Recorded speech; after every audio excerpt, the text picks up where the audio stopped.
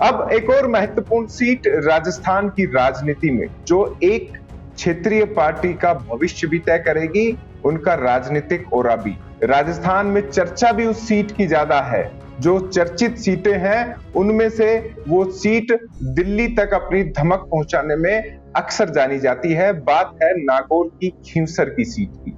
हनुमान बेनीवाल की पारिवारिक सीट है। आरएलपी लगातार जीतती रही है। हालांकि मुश्किल में 2023 के चुनाव में खुद हनुमान बेनीवाल आ गए थे। इस बार दावा कर रहे हैं कि बड़े अंतर से जिताएंगे। जनता के बीच में जाके पूछ भी रहे हैं कि बताइए प्रत्याशी किसे उतारें। हालांकि तय हनुमान बेनीवाल को ही करना है। उसी सीट पर बातचीत करते हैं अरविंद चोटिया जी। सबसे पहले आपसे सवाल, 2059 का अंतर रहा था पिछले चुनाव में, यानी हनुमान जी गदा उठाई तो सही, संभाल मुश्किल से पाए थे। क्या लगता है इस बार हनुमान बेनीवाल अपनी उस सीट पर, जिस पर कहते हैं कि एक छत्र एक तरफा मेरा ही राज है, हनुमान के पास क्या उनकी वाटिका सुरक्षित रह पाएगी? देखिए, हनुमान बेनीवाल राजनीति के खिलाड़ी हैं, असली वाले।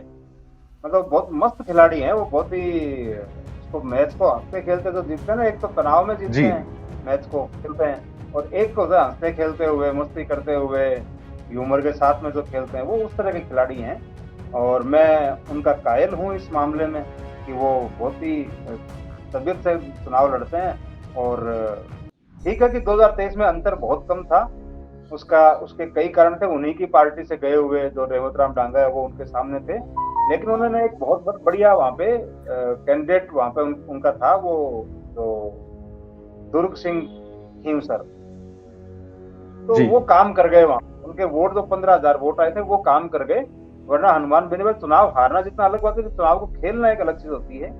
और अभी आपने देखा होगा कि अभी जिस तरह से उनका फोकस राजपूत वोटों के ऊपर है, लोकसभा चुनाव के बाद में वो जिस तरह से उनके वीडियो कई आ रहे हैं ठाकर साहब करते हुए, और फिर अभी कल परसों आपने देखा होगा एक राजपूत छात्रावास के अंदर सांसद कोटे से लाइब्रेरी का शिलान्यास करते हुए उनके वीडियो आए थे। तो ये सारी चीजें दिखाती है कि वो सबको साथ लेकर चलने की कोशिश कर रहे हैं।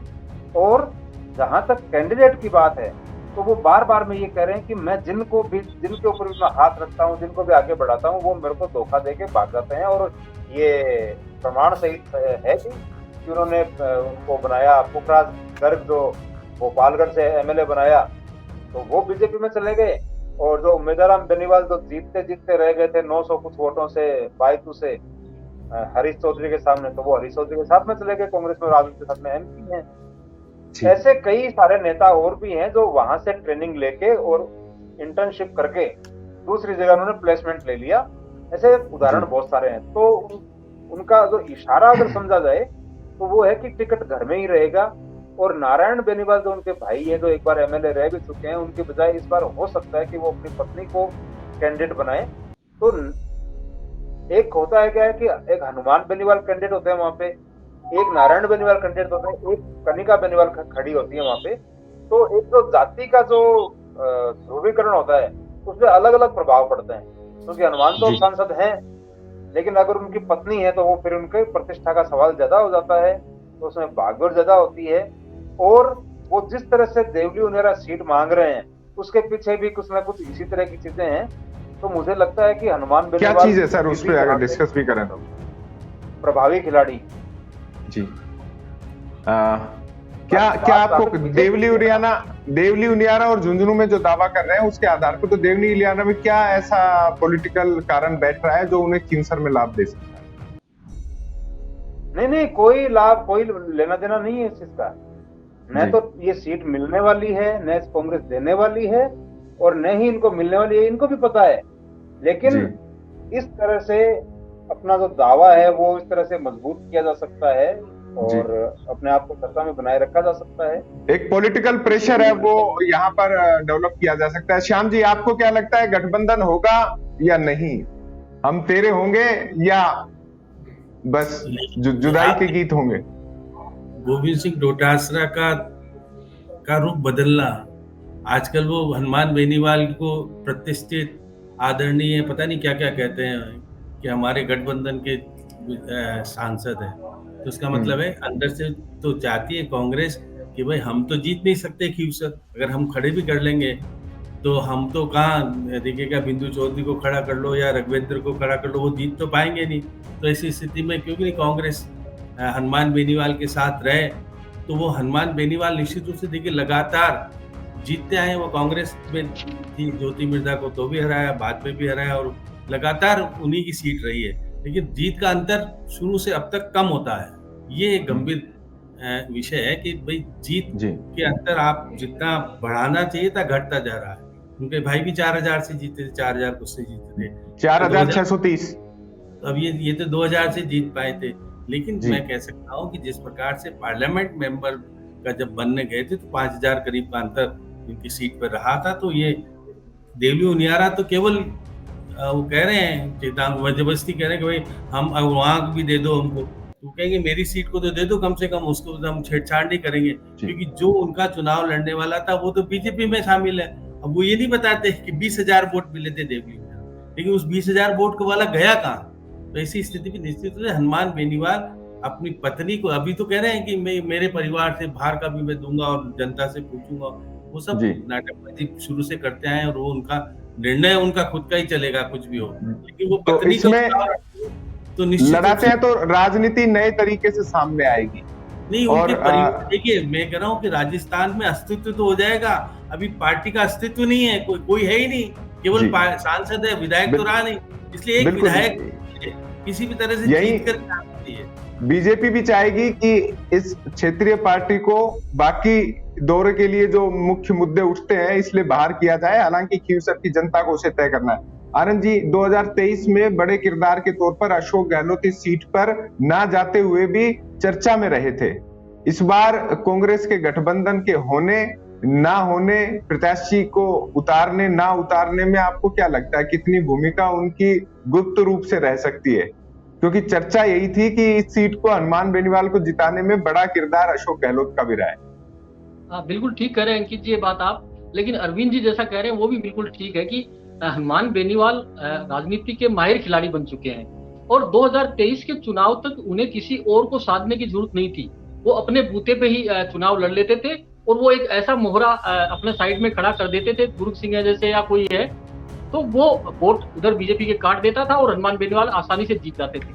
लेकिन 2023 के चुनाव में जब वोटों का अंतर बहुत कम रह गया और उनको लगा, उसके बाद में वो सोचने को मजबूर हुए हैं कि अकेले के दम पे यहाँ चुनाव लड़ना या एक जाति के भरोसे चुनाव जीतना बड़ा मुश्किल है, इसलिए वो दूसरों को साधने की इस बार कोशिश कर रहे हैं। लेकिन यहाँ जो भाजपा की स्थिति है वो ज्यादा खतरनाक है कि आप देखिए कि भाजपा अगर वहां अभी स्थिति में ठीक है भाजपा, लेकिन भाजपा अगर चुनाव हारेगी वहां तो अपनी गलतियों से हारेगी। कि भाजपा जिसको भी लाए, चाहे ज्योति मिर्धा को लाए, चाहे रेवत राम डांगा को लाए, वहां भितरघात होना तय है, क्योंकि वहां वो सीट पे समीकरण ही ऐसे बन गए हैं। ज्योति मिर्धा मजबूत दावेदार है, लेकिन ज्योति मिर्धा आई तो रेवत राम डांगा बिल्कुल तैयार ही खड़े हैं लड़ाई के लिए एकदम, तो वो बिल्कुल साथ नहीं देंगे, तो हनुमान बेनीवाल के लिए ज्यादा आसानी हो जाएगी। और कांग्रेस वहां उम्मीदवार उतारेगी, लेकिन कांग्रेस के पास अभी तक कोई मजबूत उम्मीदवार नहीं है।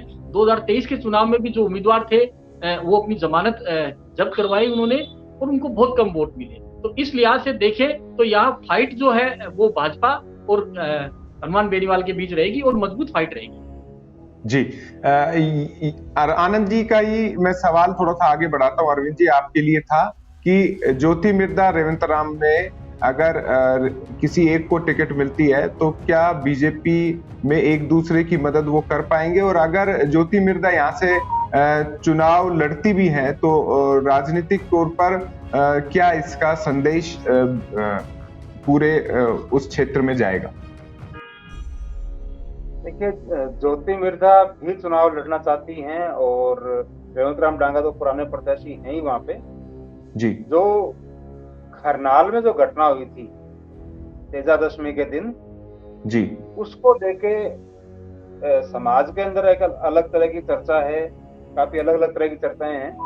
तो चाहे दोनों में से कोई सा भी आए, दोनों ही एक दूसरे के, दोनों के लोग एक दूसरे के ना वो टांग खींचने के वाले काम होंगे यहाँ पे। तो अभी यहाँ पे बात चलती है, शायद CR चौधरी जो नागौर के पूर्व सांसद हैं, शायद इस तरह के जो ज्यादा विवादित चेहरे नहीं है जी, ऐसे कोई चेहरा लाने की कोशिश चल रही है। लेकिन ज्योति फिर भी मैदान पे वो हम ठोंक के तैयार हैं कि चुनाव तो हमें लड़ना जी। है। तो ये देखने वाली बात होगी कि टिकट कौन लेके आता है, और अंदर खाने जो इनकी होती है, कार सेवा होती है, वो कितनी की जी। जाती है। बाकी बीजेपी अब कमजोर नहीं है वहाँ, लेकिन जी, जी। ज्योति को एक दूसरा गुट और भी है, ताकतवर गुट है वहाँ का खींवसर का, वो भी पसंद नहीं करता है। और अगर जी। ये चीजें नहीं होती तो ज्योति आज सांसद होती नागौर की, हनुमान बेनीवाल जी। सांसद नहीं होते। बीजेपी के ही लोगों ने ज्योति मिर्जा को नागौर से हराया है, बाकी बीजेपी अभी हारती नहीं वहां पे। तो वही बिल्कुल। आज धर्मेंद्र सिंह खींवसर की भी पोस्ट है कि मैं 6 महीने पहले बता दिया था और अब भी बता रहा हूं मैं चुनाव नहीं लड़ूंगा। इसके भी कोई मायने हैं अरविंद जी? देखिए, धनंजय सिंह खींवसर एक, अगर चुनाव को मांडना हो तो एक शब्द होता है अपने, चुनाव मांडना। अगर चुनाव जी, को जी। मांडना हो तो धनंजय सिंह खींवसर जैसे किसी कैंडिडेट को लाए बीजेपी तो चुनाव मंड सकता है अलग तरीके से, उसका एक रंग ही अलग होता है फिर, है ना। फिर वो जी। जाट वर्सेज राजपूत होता है, अभी तो जाट वर्सेज जाट होता है, 3-4 कैंडिडेट होते हैं एक ही कम्युनिटी के। और अगर धनंजय सिंह आते हैं तो फिर ये चुनाव अलग तरह से मंड जाता है। हालांकि बीजेपी की कुछ समस्याएं हैं कि हम पिता पुत्र को टिकट नहीं देते या एक परिवार से 2 नहीं देते, हालांकि होता सब कुछ, देते सब कुछ है। जैसे आपने हरियाणा में भी राजसमंद देखा होगा। उदाहरण है। नहीं, राजसमंद ही उदाहरण तो, है, आपने सांसद और फिर विधायक बना दिया। हाँ, बना दिया। हरियाणा में जी। तो ऐसी जगह हुई है अभी, राव इंद्रजीत सिंह की बेटी को टिकट दिया है, मंत्री भी बनाया है। मंत्री बनाया। श्रुति चौधरी को टिकट दिया है, उनको भी मंत्री बनाया है, जो किरण चौधरी की बेटी है। हो सब कुछ सकता है, लेकिन संभावना इसकी कम है। लेकिन अगर टिकट मिलता है तो ये चुनाव ज्यादा रोचक हो सकता है, बजाय किसी भी ज्योति मिर्जा या किसी भी रेवंत राम डांगा या किसी भी सीआर चौधरी के बजाय चुनावी मुकाबला ज्यादा रोचक और ज्यादा कड़ा हो सकता है। देखिए, ऐसा है कि खींवसर में नेता भी खरे खरे हैं और राजस्थान चौक के दर्शक भी सीधा स्पष्ट शब्दों में जानना चाहते हैं। उनकी ज्यादा इच्छा है कि खींवसर का कौन जीतेगा, इसलिए आप तीनों से एक बार स्पष्ट शब्दों में संभावनाएं क्या है। श्याम जी, सबसे पहले आप बता दीजिए क्या है आरएलपी, बीजेपी, कांग्रेस? देखिए, आपने अभी धनंजय का नाम लिया। धनंजय निश्चित रूप से सपने तो देख रहा है पिता के साथ का चुनाव लड़ने के लिए, क्योंकि देखिए जहां पर कुछ चाहिए तो देखिए दोनों का विवाद है। ज्योति और रेवत राम का जब विवाद समाप्त करना है तो फिर राजपूत को तो लाओ, कम से कम लाश तो बचे, कम से कम जमानत जब्त नहीं हो। ये स्थिति बनानी है। हनुमान बेनीवाल किसी भी कीमत पर इस चुनाव को जीतना चाहेगा, क्योंकि उसकी राजनीतिक खेल ही इससे शुरू होता है। तो अपनी सीट खोएगा नहीं, इसलिए उसकी पत्नी चुनाव लड़ना संभावित ज्यादा है। तो मेरे को लगता है धनंजय का नाम जो आप ले रहे हो, मदन राठौड़ ने भी संकेत दिए कि हम दे सकते हैं टिकट, अब हमारे लिए जीत जरूरी है, इसलिए धनंजय का नाम। श्याम जी, अभी केवल इस पे बीजेपी, कांग्रेस या आरएलपी? देखिए, आरएलपी का यहाँ दबदबा अभी भी बरकरार है। बिल्कुल। आनंद जी, आपको क्या लगता है? देखिए, आरएलपी मजबूत है इस क्षेत्र में, लेकिन बीजेपी की जो भी मजबूत है, जैसा छोटिया जी ने कहा। लेकिन बीजेपी की जो मैं मानता हूं कि जो कमजोरी है वो सिर्फ एक है कि उनके पास प्रत्याशी कई हैं, और उन कई प्रत्याशियों में जो एक प्रत्याशी लेके आएंगे उसके पीछे टांग खींचने वाले भी कई होंगे, इसलिए बीजेपी को उसका नुकसान हो सकता है। जी, अरविंद जी, आपका स्पष्ट मत? सेम, मैंने पहले भी यही बोला कि अगर बीजेपी का कोई एक कैंडिडेट तो कोई बाहर से लेके आए, कोई निर्विवाद आदमी हो, ऐसा हो तो अलग बात है, वरना वो जो टांग खिंचाई होती है उसमें बीजेपी नुकसान में जाएगी। यहाँ पर मेरा मत है कि मुकाबला टक्कर का होगा और जीत का अंतर भी इतना कम होगा और कई फैक्टर इसमें काम करेंगे, और खासतौर पर वो फैक्टर जिसे बुनाने के लिए लाइब्रेरी का उद्घाटन भी हनुमान बेनीवाल ने किया है। राजपूत भी अपनी अहम भूमिका निभाते हुए नजर आएंगे मतदाता। हालांकि ये सभी भविष्य के उसमें है, लेकिन खींवसर बड़ी महत्वपूर्ण सीट है। चारों के आकलन में ये एकमात्र सीट है जिसमें मिश्रित आकलन आया है। मेरा आकलन किसी निर्णय पर नहीं पहुंचा है, 50-50 है कि कोई भी जीत सकता है। बाकी श्याम जी का मानना है कि आरएलपी, और आप दोनों ने जैसे बताया कि भीतरघात नहीं हुआ तो बीजेपी, और अगर हुआ तो हनुमान बेनीवाल सीट बचाएंगे। यानी इस सीट पर सबसे ज्यादा चुनावी चकल्लस देखने को मिलेगी और राजस्थान चौकी से दिखाता भी रहेगा। तो ये था खींवसर सीट का आकलन।